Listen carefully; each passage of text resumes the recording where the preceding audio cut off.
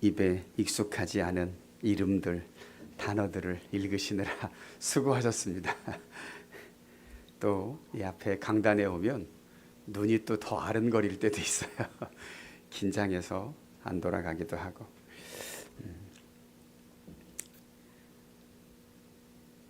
권춘대 집사님은 오늘 한 주는 아프신 분, 암 걸려졌던 분 가서 함께 예배하고 기도해 드린다 그래서 선교사로 좀 잘 다녀오시라고. 식사당번이신데 다 준비해 놓고 아침에도 전화 와갖고 이렇게 하시라고 부탁을 하고, 마음은 여기 있으신 것 같아요. 우리 김은성 성도도 또 어떤 일 때문에 일부 예배를 또 함께 드렸습니다.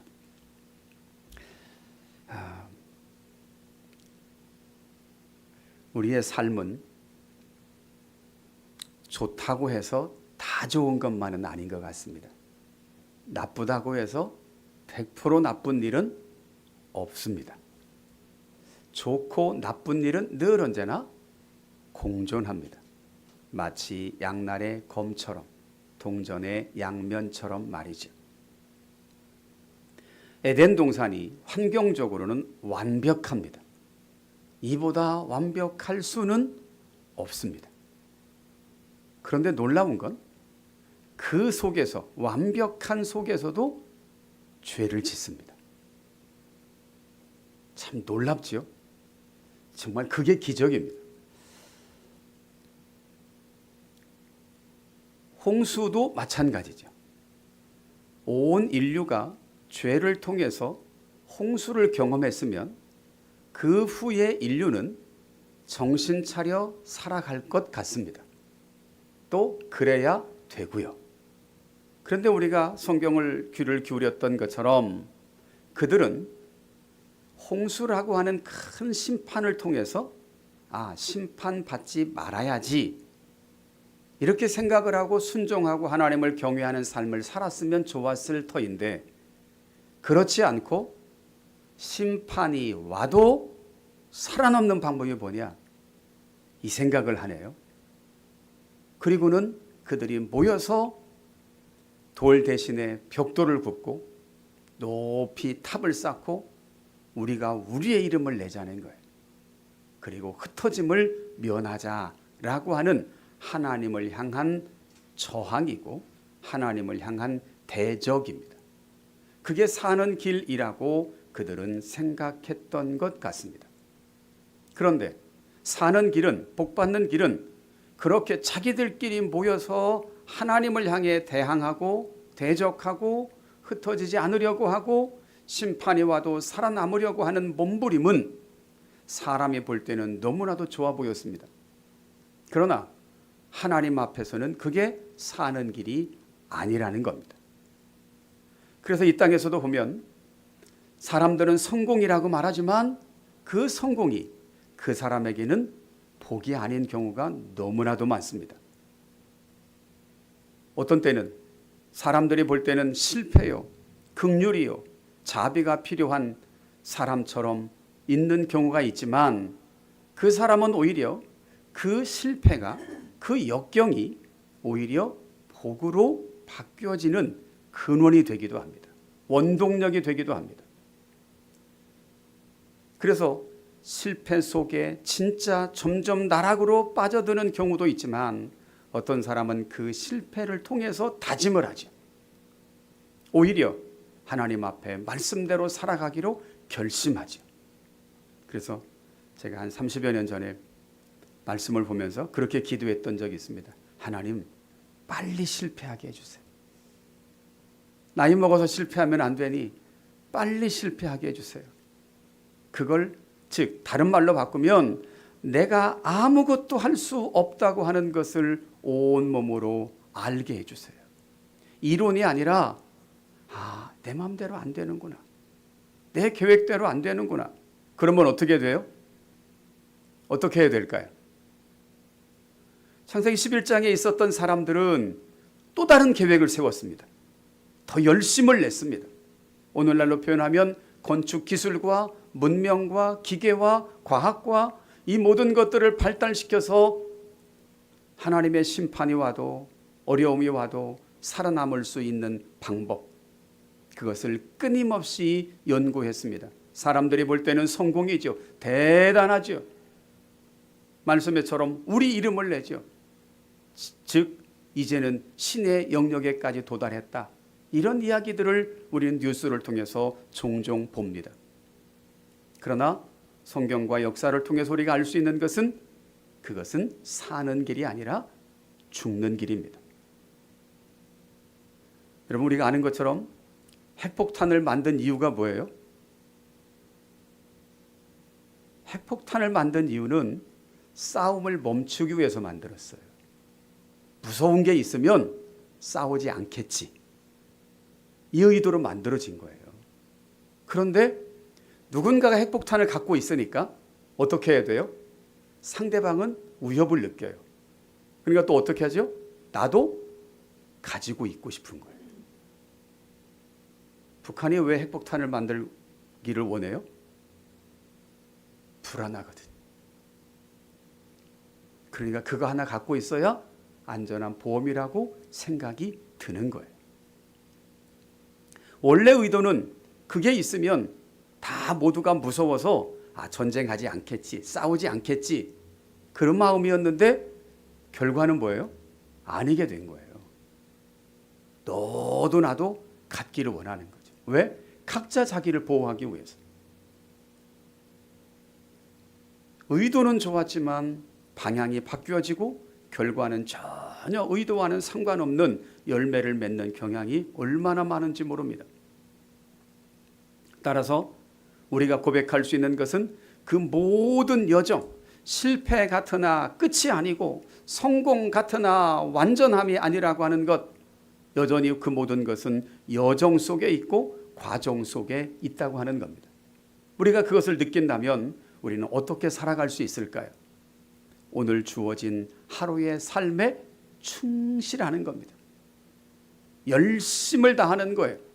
내가 할 수 있는 일, 내가 맡겨진 일, 이 일을 열심히 하는 것뿐이에요.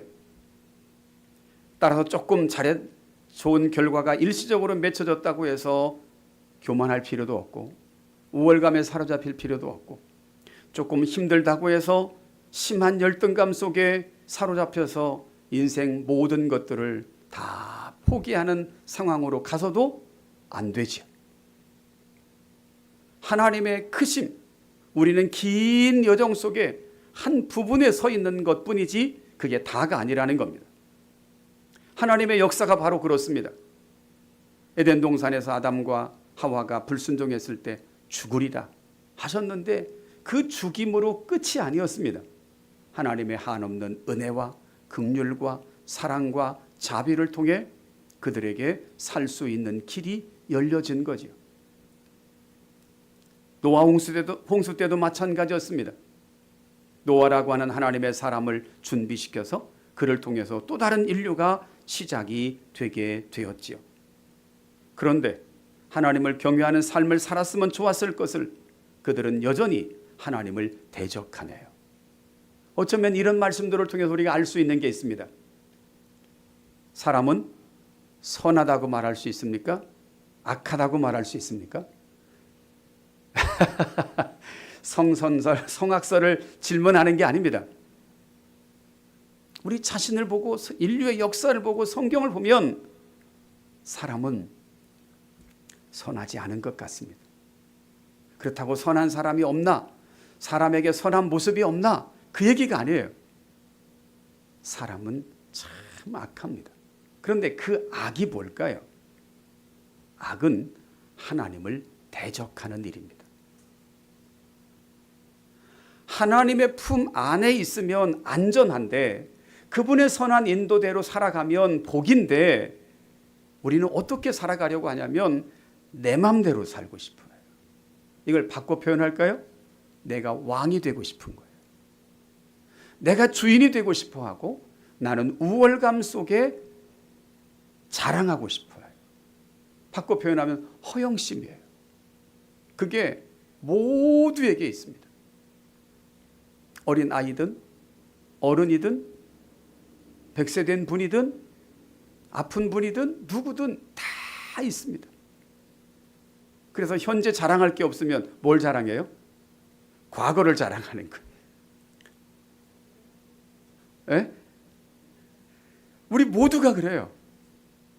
현재 자랑할 게 있으면 막 자랑해요. 지금 있는 거. 근데 그게 없잖아요. 그러면 20년 전을 역사를 시간표를 돌려서 그때 내가 어떠했는지 그걸 자랑하면서 이렇게 위안을 받고 싶죠. 나 괜찮은 사람이야. 나 이래봬도 괜찮은 사람이었었어. 그걸 내 스스로도 누군가 옆에 사람에게 말하고 싶은 거예요. 그게 본능이에요. 제 본능에서 제가 참 벗어나고 싶은 게 하나 있는데요. 참 부끄럽죠? 부끄럽기도 하고 나중에 부끄러울 필요도 없는데 가만히 생각하면 제가 신장이 참 작습니다. 우리 가족에서 제일 아담합니다. 저희 딸들이 저보다 다 크거든요.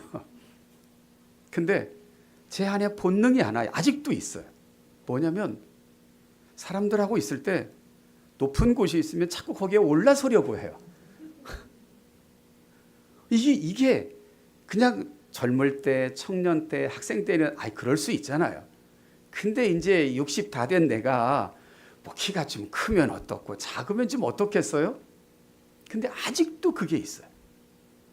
언젠가 5, 60이 돼도 키 크는 약이 있습니다. 그래서 제가 이걸 먹어볼까 싶을 정도로 여전히 한쪽에 계속 이게 있어요.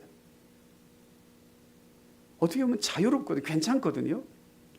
제가 아내도 있지요. 자녀도 낳았지요. 더 이상 이제 뭐 키로 뭐 하려고요. 없어요. 근데 그게 내 안에 본능처럼 있어요. 그때마다 내가 아직도 이것에서 내가 왜 자유롭지 못하지? 이런 것을 제가 참 느낍니다. 그러면서 사람이 얼마나 기회만 되면 열등감이라고 하는 자기 기준에서 벗어나려고 하는지, 바꿔 표현하면 우월감을 드러내려고 하는지, 이게 인간이다. 그걸 알게 됩니다. 그래서 사람은 참 악하다. 선한 모습이 있어요. 근데 사람은 참 악하다라고 말하고 싶습니다. 우리는 그 악을, 그 열심을, 하나님을 대적하려고 했던 그 열정을 오히려 바꿔서, 방향을 바꿔서 하나님의 말씀에 순종하는 쪽으로 나아가는 복 있는 저와 여러분 되기를 주님의 이름으로 축복합니다. 그러기 위해서 하나님의 말씀에 계속 귀를 기울이는 거예요. 말씀을 계속 묵상하는 거예요. 그 말씀의 핵심은 뭐냐면 네 생각 틀렸다예요. 하나님의 말씀이 옳다예요. 그런데 우리는 성경에 나오는 인류처럼 끊임없이 그래도 내 생각이 맞고, 그래도 이번에는 맞을 거야, 이번에는 성공할 거야, 이번에는 괜찮을 거야. 왜? 실패한 요인을 보완했으니까. 끊임없이 열심을 냅니다. 그런데 성경에서 말씀하는 건 그 열심이 방향이 잘못됐다고 선언하고 있습니다. 이런 말씀들을 통해서 저와 여러분들은 하나님의 말씀대로 사는 것이 더딘 것 같고 바보 같고 사회에서 외면당하는 것 같아 보일 수 있지만, 그게 지름길이요, 그게 안전함이요, 그것이 성공이요, 그것이 생명이요, 평안이요, 복이라는 사실을 하루빨리 확인할 수 있기를 축복합니다. 그래서 남겨진 삶은 내 생각, 내 계획, 내 열심이 아니라 하나님의 섭리와 하나님의 시간표와 그분의 안전한 품 안에서 누리고 감사하며 찬양하며 살아가는 우리 모두 되기를 소망합니다. 오늘 말씀에도 보면 희망과 절망이 공존하고 있습니다. 창세기 1장 26절 이후에서 생육하고 번성하여 땅에 충만하라, 만물을 다스리라고 하셨습니다. 그런데 우리가 아는 것처럼 결국은 죄를 짓고 심판을 받았죠. 하나님은 노아에게 똑같이 또 말씀하셨습니다.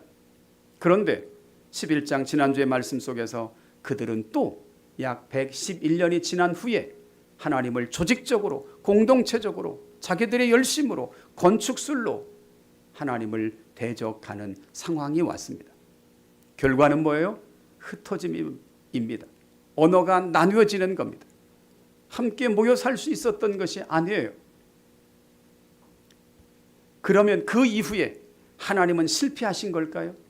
생육하고 번성하여 땅에 충만하라 하셨던 그 말씀은 아담에게 주셨던 말씀이 노아 때 심판으로 왔고, 노아에게 주셨던 말씀이 바벨 사건을 통해서 그들의 흩어짐으로 왔다면 하나님의 나라는, 하나님의 창조 계획은 실패한 것일까요? 마치 그 본문만 보면 실패한 것처럼 보여집니다. 그런데 오늘 11장 본문 10절은 이렇게 말씀합니다. 셈의 족보는 이러하니라. 함의 족보, 야벳의 족보가 기록되지 않았어요. 셈의 족보, 성경 속에 창세기 2장 4절에 창조 계보는 이러하니라. 그 창조의 족보, 그 다음에 아담 5장 1절에 아담의 계보, 아담의 족보 쭉 기록되고 있죠. 그 다음에 6장에서 노아의 족보, 그 다음에 오늘 본문 속에서 셈의 족보, 데라의 족보가 나오고 있습니다. 그럼 셈의 족보를 볼까요? 노아의 셋째 아들 중에 아마 첫째로 보여지는데요. 잘 읽으셨던 것처럼 셈은 100세 곧 홍수 후 2년에 아르박삿을 낳습니다. 그러니까 셈이 98세에 그때 홍수가 일어난 것 같지요. 노아가 500세에 셈, 함, 야벳을 낳았다라고 이렇게 기록하고 있는데요. 셈이 아르박삿을 낳았습니다. 그리고 500년을 지내며 자녀를 낳았습니다. 5장 1절과 다른 거는 셈이 그래서 600세에 죽었다 이 말씀이 없어요.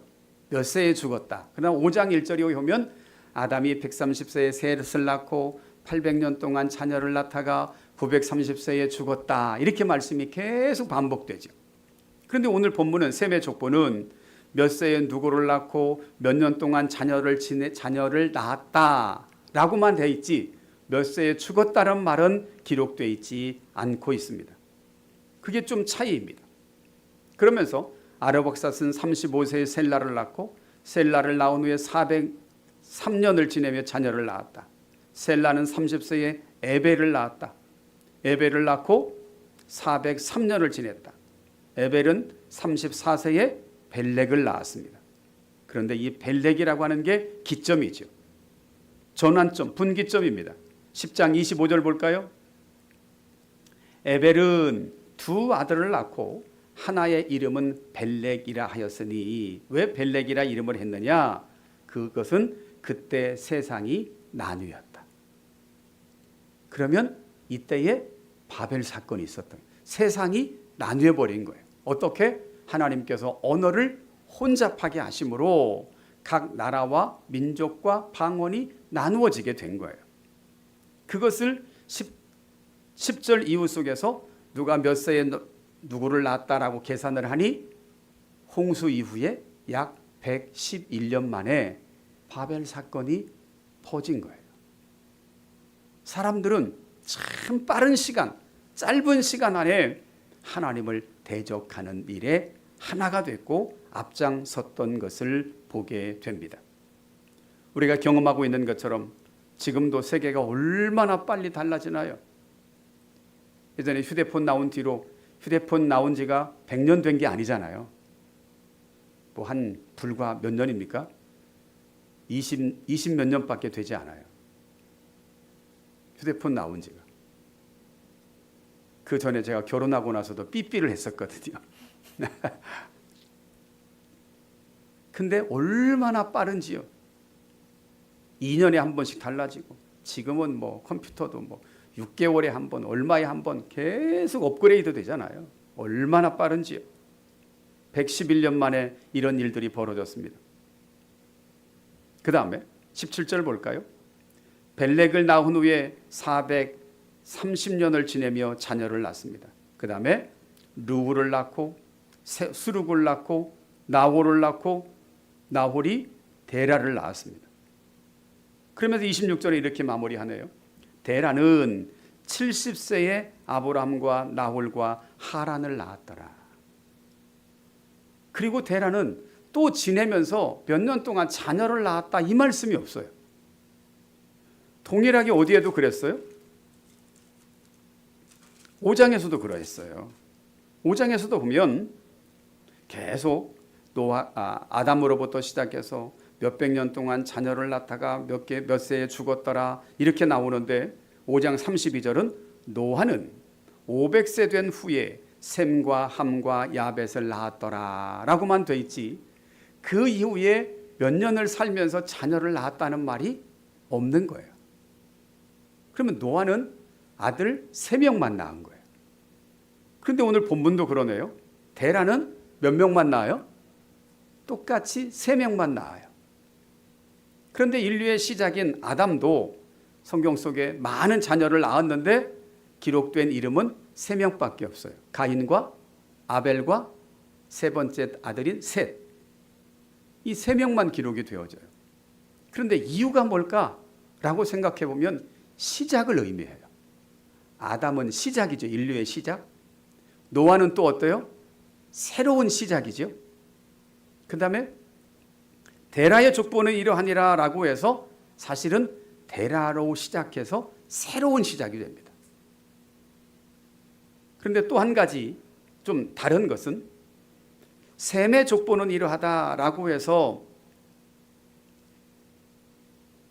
그 이후에 자녀가 낳은 걸 말하고 있고, 노아의 족보는 이러하다 그래서 노아가 그 이후에 후손들을 말해줘요. 데라의 족보는 이러하다라고 말하는데 사실 데라에게 관심이 있는 게 아니에요. 성경은. 왜 그래요? 오늘 본문 32절에 보면 데라는 금방 죽습니다. 그 데라의 족보가 얼마나 생육하고 번성했는지를 성경은 말할 겨를이 없어요. 데라의 족보가 27절에 시작이 됐는데 32절에서 데라는 어떻게 해요? 죽어요. 그러면 그의 아들이 생육하고 번성해야 되잖아요. 노아의 족보는 이러하니라 그래서 셈, 함, 야벳의 후손들이 점점 많아졌던 것처럼, 그러면 데라의 후손 아브람과 나홀과 하란이 점점 자녀가 많아진 것을 기록해야 될 터인데 오늘 본문은 어때요? 자녀가 없네요. 어떻게? 28절 볼까요? 하란은 셋째 아들인 것으로 보이죠. 아브람, 나홀, 하란 세 아들 중에 막내 아들 하란이 아버지 데라보다 먼저 죽어요. 고향에서 갈대아인의 우르에서 먼저 죽습니다. 그런데 참 감사한 건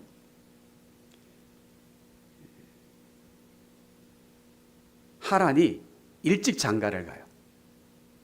일찍 장가를 가고 자녀를 일찍 낳았어요. 그런데 또 이렇게 말합니다. 그러면 하란은 그렇게 일찍 죽었고 일찍 장가가고 자녀를 낳았지만 죽었고, 29절 아브라함과 나홀이 장가들어요.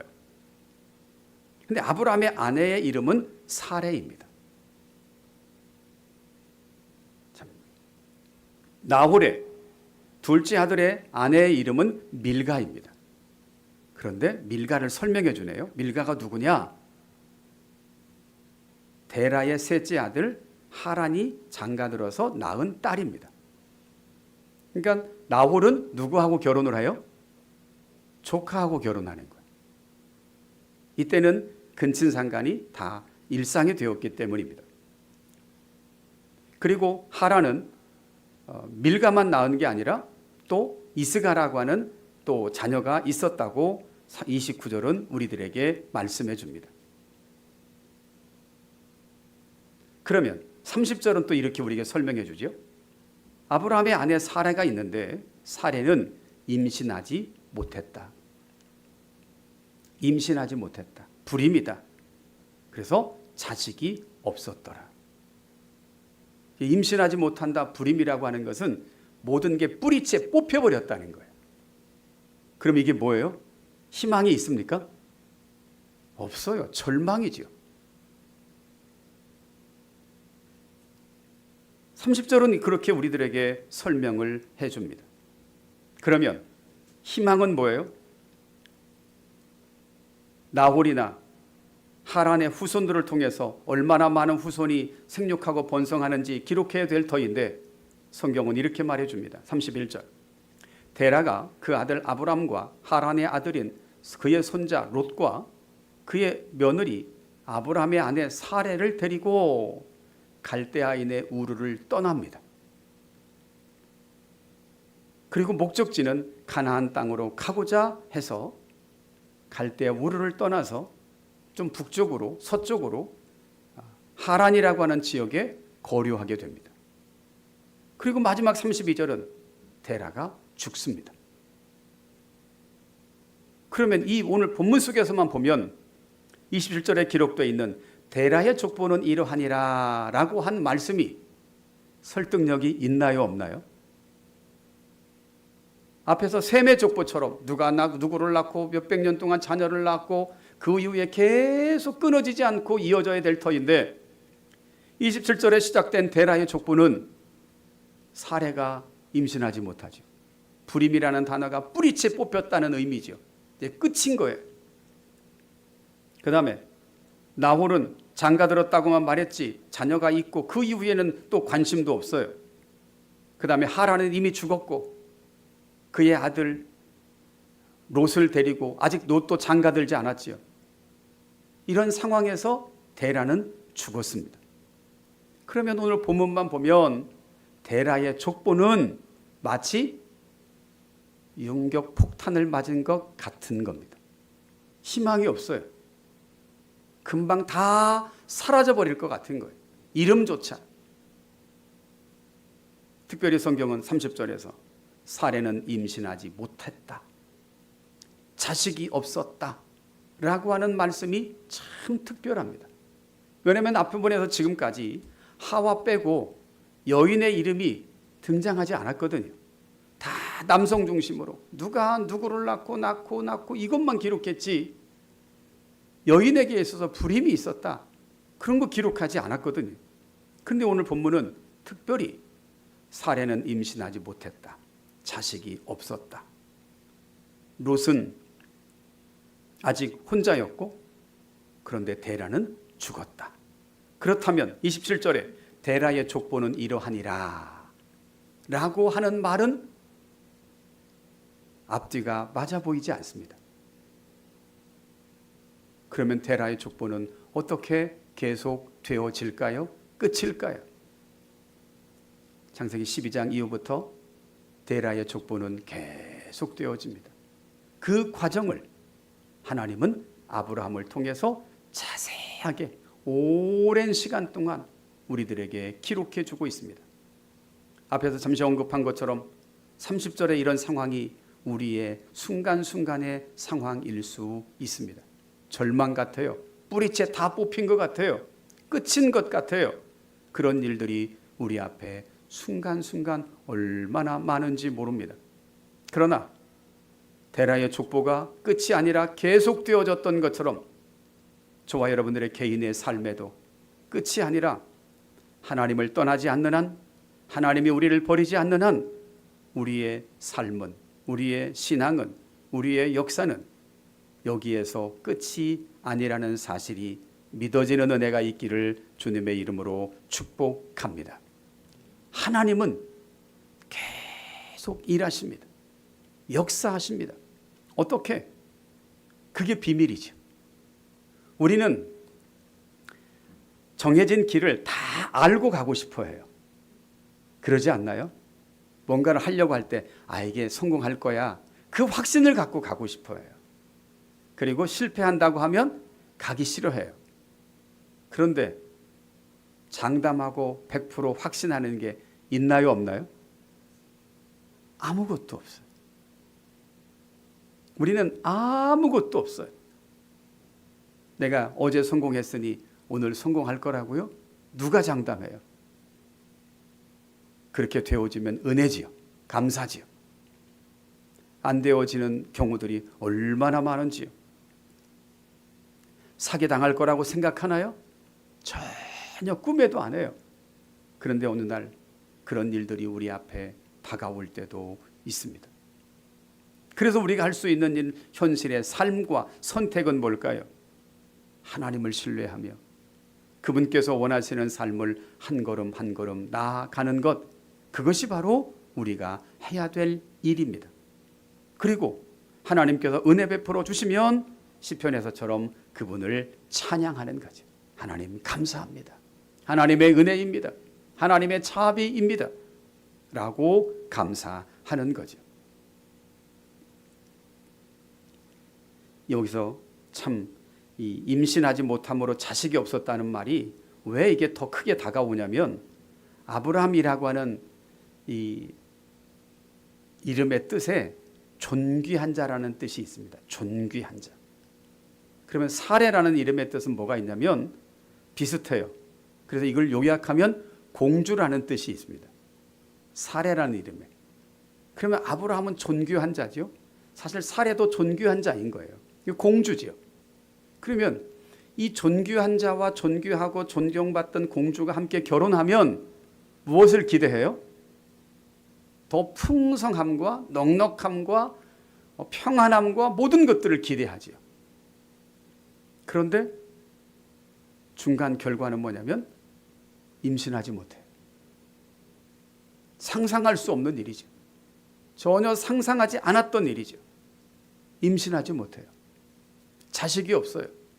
특별히 오늘날은 결혼하지 않고 자녀도 잘 낳지 않으려고 하지만 고대에는 제일 큰 재산이 뭐예요? 자녀입니다. 중세시대도 그랬습니다. 자녀를 왜 많이 낳았을까요? 노동력입니다. 그게 곧 부거든요. 힘이거든요. 그런데 그런 증거들은 사실 오늘날도 마찬가지예요. 우리나라 자녀 안 나니까 이 50년 후에 나라가 없어질 거라고 지금 걱정하잖아요. 진짜 맞아요. 이 고대 때는 더 그랬어요. 그런데 상상해 보십시오. 모두가 다 아브라함과 사라의 결혼식에 기대했을 것 같습니다. 그런데 그 기대는 절망으로 순간 다가왔습니다. 임신하지 못해요. 자식이 없어요. 자식이 있어도 여러 명이 있어야 되고 생육하고 번성해야 됨이 점점 그들의 자녀들의 이름이 셈의 족보처럼 점점 많아져야 될 터인데 없는 거예요. 그게 절망이지.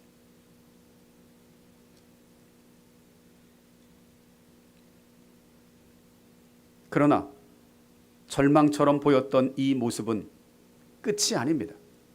마침표가 아닙니다. 27절에서 말씀했던 데라의 족보는 마침표가 아니라 계속 진행이 됩니다. 언제? 다음 주부터 귀를 기울일 12장 이후부터. 그리고 그 속에서 주인공은 바로 아브라함입니다. 임신하지 못하고 자녀가 한 명도 없는 그 상황 속에 하나님이 개입하시고 하나님이 부르시고 하나님이 인도하시니 그 가정 속에 절망이 어떻게 희망으로 바뀌고 어떻게 꽃으로 피어나고 아름다운 열매로 맺혀지는지를 성경은 우리들에게 말씀해 주시고 있습니다. 저와 여러분들의 생애도 지금까지 30년을 살았던 70년을 살았던 한번 생각해 보십시오. 우리 생애에 큰 전환점과 같은 사건들이 있었을 겁니다. 저 같은 경우는 신학을 하기로 한 결정 내렸던 사건, 결혼한 사건, 그 다음에 제가 하나님의 말씀을 사모해서 말씀을 더 공부하기로 한 결단, 쉽지 않았었거든요. 상황 자체가. 때로는 처자식을 잘 돌아보지 않는 무책임한 것처럼 보일 수도 있었거든요. 그런 일들이 저에게 인생에 있어서는 몇 번의 큰 결단입니다. 돌아보면 하나님께서 함께 해 주셨음을 고백할 수밖에 없습니다. 우리가 귀를 기울이고 있는 창세기 이 본문 11장까지 속에서 하나님은 1장 속에서 에덴 동산을 만드시고 복 주셨고, 그런데 6장에서 그들이 범죄했고 8장, 7장, 8장 속에서 홍수 심판하셨고, 다시 하나님은 9장에 들어오셔서 노아에게 아담에게 하셨던 동일한 말씀으로 복을 주시죠. 그런데 11장에서 그들은 또 여전히 조직적으로 과학의 발달로 건축술로 말미암아 하나님을 대항하는 모습들이었습니다. 이게 인류의 역사 속에 굵직한 전환점의 큰 일들입니다. 이제 다시 데라의 족보를 통해서도 하나님은 인류를 대하는 창조에 가시는 방법을 바꾸신다고 성경은 우리들에게 말씀해 주십니다. 노아 때는 다 멸하고 노아로부터 시작했는데 하나님이 약속했지요. 어떻게? 내가 다시는 모든 민족을 대상으로 물로 심판하지 않겠다라고 하셨습니다. 진멸하지 않겠다고 하신 거예요. 그러면 어떻게 해야 돼요? 고쳐 쓰셔야 되죠. 어떻게 고치실까요?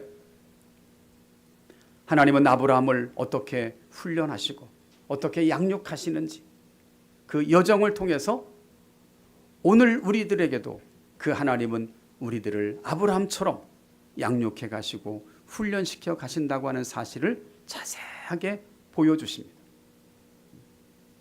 그래서 로마서에 들어가면 아브라함을 누구라고 말해요? 오늘날 그리스도인들이 아브라함을 누구라고 말해요? 믿음의 조상이라고 말해요. 노아가 아니에요. 아담이 아니에요. 그럼 믿음이 뭔지 우리는 아브라함의 긴 50여 년의 생애를 통해서 이게 믿음이구나. 믿음은 이렇게 생기는구나 라고 하는 것들을 알아갈 수 있을 겁니다. 오늘 본문 속에는 데라의 족보는 이러하니라라고 희망으로 시작했다가 아브라함이 사레가 임신하지 못함으로 자식이 없었더라. 데라가 205세에 하란에서 죽었더라 라고 마무리 짓고 있습니다. 절망처럼 보입니다. 그러나 하나님의 역사는 이것이 끝이 아니라 11장으로 성경은 끝이 아니라 12장 이후부터 더 오랫동안 더 길게 계속된다고 하는 사실을 우리는 기억했으면 좋겠습니다. 그리고 우리에게도 마찬가지고요. 또 한 가지 우리가 하나 기억할 것은 31절에 이렇게 말씀하고 있죠. 데라가 가나안 땅으로 가고자 하더니, 근데 왜 가고자 했는지가 기록되어 있지 않아요. 그런데 히브리서에 들어가면 아브라함이 갈 바를 알지 못하고 갔다라고 말해요. 그걸 믿음이라고 말해요. 그러면 가나안 땅으로 가야 되는지를 모르고 갔다는 건가? 가나안 땅으로 가야 될 이유를 모르고 갔다는 걸까? 이런 질문 앞에는 가나안 땅으로 왜 가야 되는지를 모르고 갔다라고 이해하고 받아들임이 더 합당해 보입니다. 오늘 본문은 데라가 주축이 됐어요. 데라가 아들 부부를 그 다음에 손자를 데리고 가나안 땅으로 가려고 떠난 거죠. 그런데 사도행전에 들어가면 사도행전 7장은 스데반의 긴 설교입니다. 스데반은 이렇게 설교합니다. 하나님이 아브라함을 부르셨다. 그런데 아버지 본토 친척을 떠나야 되는데 아브라함이 떠나지 못하고 아버지와 아버지 모시고 왔다. 그 다음에 조카가 동생은 죽었고 하란은 죽었고 롯은 있으니 롯을 함께 데리고 왔다. 그렇게 사도행전 7장은 기록합니다. 그러다가 하란에서 아버지가 죽어요. 그러니까 다시 롯을 떨쳐버리지 못하고 롯을 데리고 가나안 땅으로 오게 되죠. 그래 나중에 18장, 19장에서 15장에서도 그래요. 문제가 생기죠. 롯을 함께 데리고 와서 문제가 발생하는 거예요. 소돔 고모라 성도 마찬가지고요. 이렇게 사도행전 7장은 스데반은 설교하고 있습니다. 즉 오늘 본문은 데라의 족보니까 데라 중심으로 기록하고 있는 거고요. 사도행전 7장은 하나님께서 아브라함을 들어서 믿음의 조상으로 어떻게 역사해 오셨는지를 아브라함 중심으로 기록하고 있습니다. 이렇게 동일한 현상을 방향과 목적과 강조점이 좀 다르게 기록하고 있는 것을 이해하실 수 있으시죠? 창세기가 진짜냐? 사도행전이 진짜냐? 이런 것이 아니고요. 동일한 사건을 오늘 본문은 데라 입장에서 그가 아직은 중심이고 아버지고, 그런데 신약 성경에 오면 하나님께서 어떻게 일해 오셨는지를 다 안 입장에서 아브라함을 중심으로 역사를 재평가하고 기록하고 있는 거예요. 그래서 하나님의 말씀으로 잘 이해하고 또 알아가려고 하는 우리 모두 됐으면 좋겠습니다. 오늘날도 마찬가지입니다. 저는 아직 저를 설명하거나 그럴 때 사실 제 중심으로 하지요. 우리 딸들도 너는 누구냐 그러면 아버지가 김순홍입니다 이렇게 말하겠지요.